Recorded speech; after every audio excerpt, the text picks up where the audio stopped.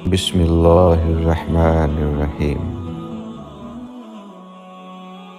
شروع اللہ کے نام سے جو بڑا مہربان نہایت رحم والا ہے۔ جو آدمی سچے دل سے اور اللہ کے ڈر کی وجہ سے نماز پڑھتا ہے اس کی رزق کی تنگی دور کر دی جائے گی،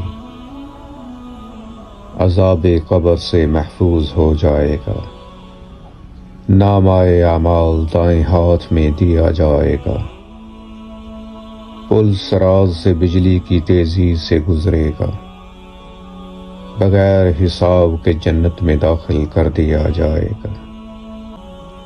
جب دعا مانگنا کم کریں گے تو مصائب نازل ہوں گے، جب صدقہ دینا چھوڑ دیں گے تو بیماریاں بڑھیں گی، جب زکوٰۃ بند کریں گے تو مویشی ہلاک ہوں گے، جب بادشاہ ظلم کریں گے تو بارشیں روک لی جائیں گی، جب زنا عام ہو جائے گا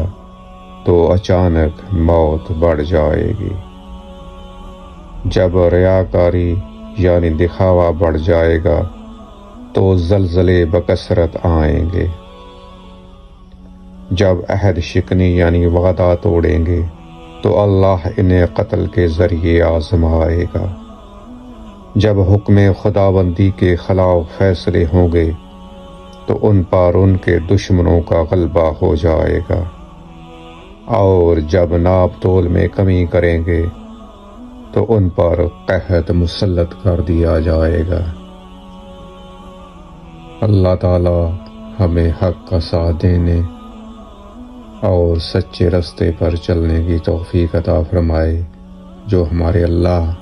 اور ہمارے نبی آخر الزمان صلی اللہ علیہ وسلم نے ہم سب کو بتلایا ہے۔